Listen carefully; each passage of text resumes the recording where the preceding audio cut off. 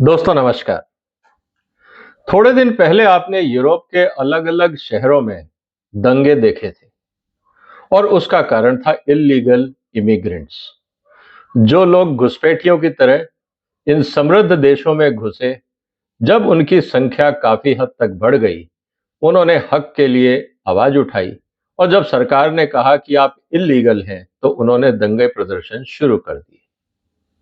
ये बहुत ही चिंताजनक स्थिति बनी और यही कारण है कि यूरोप में अब इलीगल इमिग्रेंट्स को लेकर कानून सख्त हो रहे हैं और जितनी भी नई सरकारें आ रही हैं वो इस तरह के इलीगल इमिग्रेंट्स को अपने देश से निकालने का वादा कर रही हैं।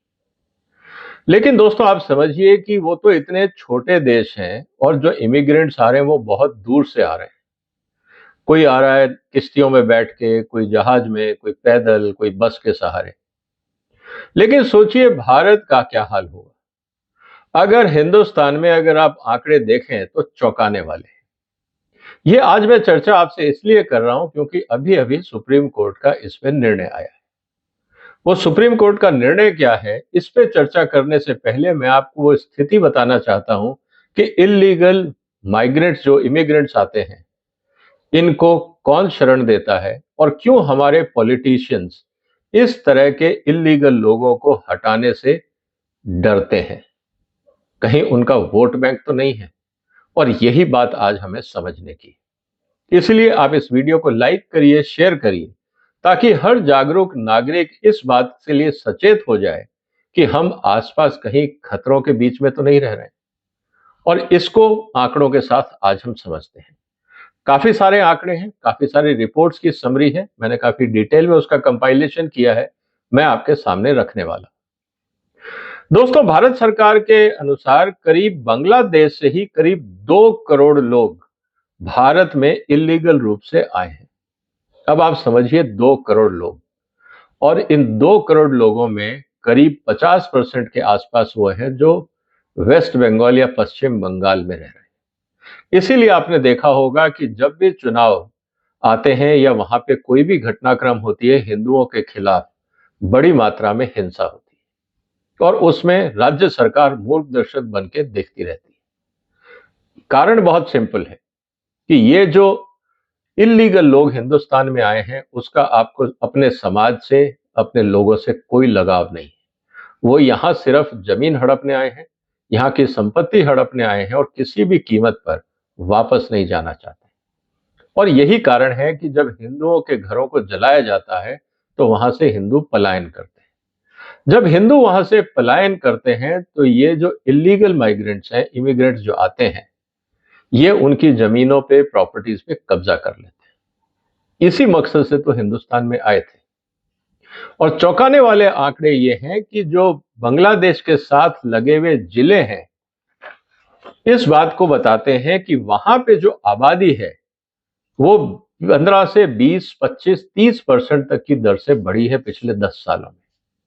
लेकिन मजे की बात क्या है, भारत बांग्लादेश बॉर्डर में अगर आप बांग्लादेश साइड की तरफ देखें तो वहां पे आबादी घटी है। इसका मतलब नदी के इस पार भारत के क्षेत्र में आबादी बहुत तेजी से बढ़ी है और नदी के उस तरफ जो बांग्लादेश का क्षेत्र है, उन जिलों में आबादी बहुत तेजी से घटी है। इसका मतलब क्या है?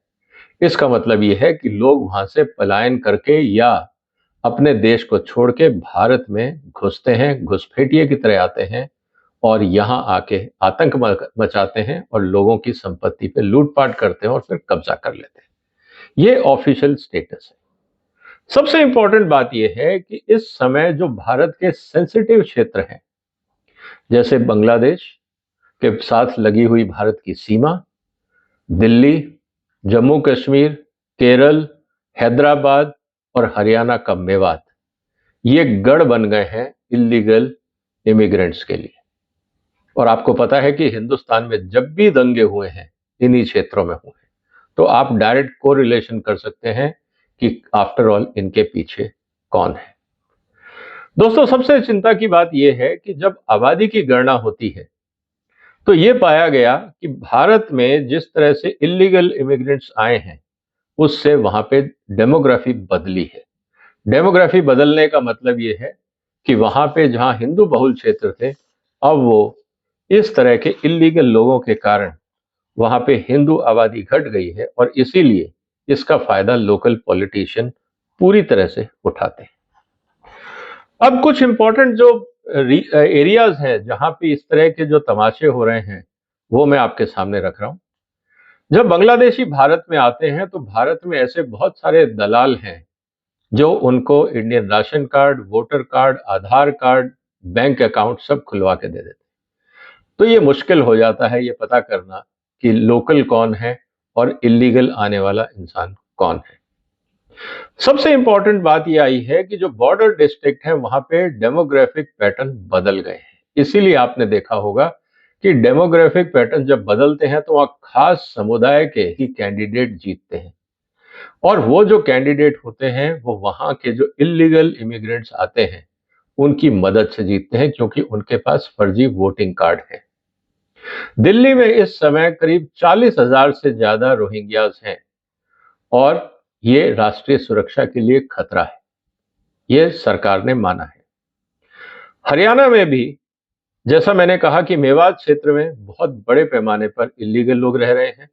इसी तरह से जम्मू जहां पे हिंदू बहुल क्षेत्र है वहां पे डेमोग्राफिक बदलने के लिए रोहिंग्यास को बसाया गया ताकि वहां पे पॉलिटिकल सेंसिटिविटी जो है वो ध्यान में रखें और बिकॉज कि वो पाकिस्तान बॉर्डर से भी लगता है तो ऐसे लोगों को वहां संरक्षण देने के लिए पाकिस्तान की तरफ से भी सहायता मिलती है।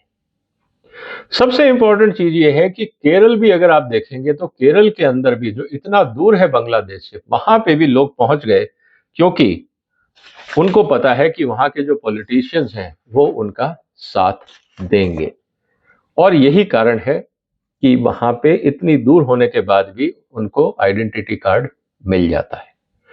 मिजोरम की स्थिति हमें पता है, करीब 1 लाख लोग बांग्लादेश से भाग के मिजोरम गए और आज वहां रह रहे हैं। त्रिपुरा की स्थिति इसलिए और खराब हो जाती है कि अगर हम देखें कि 1951 में वहां पे जो लोकल पॉपुलेशन थी त्रिपुरा की वो करीब थी 60%। इस तरह से वहां पे इलीगल लोग गए कि आज वहां पे लोकल लोगों की पॉपुलेशन का जो परसेंटेज है वो 60 से घटकर 30 रह गया। अब आप समझिए कि वहां पे किस तरह की परिस्थितियां बन रही हैं। यूपी में इस बात को बहुत क्लियरली कहा गया है कि जितने भी हिंदू टेम्पल सिटीज हैं, चाहे वो मथुरा, वृंदावन, गोवर्धन, यहाँ पे बहुत सारे इलीगल लोग रह रहे हैं।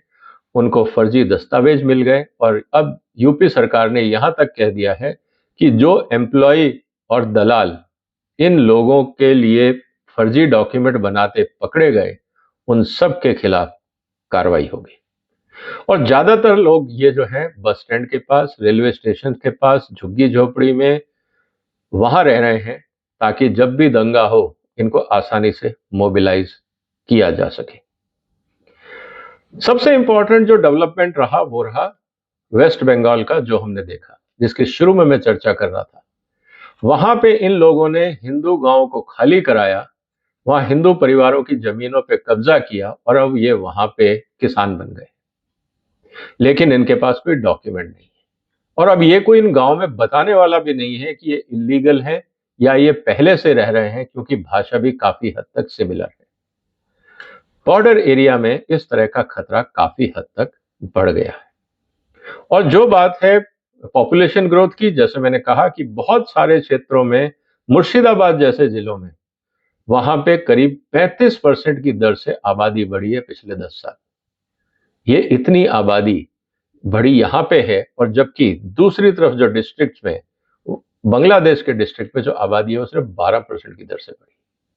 तो दोस्तों ये बात आपको बहुत क्लियरली पता लग गई होगी कि जिस तरह से यूरोप में दंगे हुए, क्या भारत में भी उस तरह के दंगे होने की संभावना है।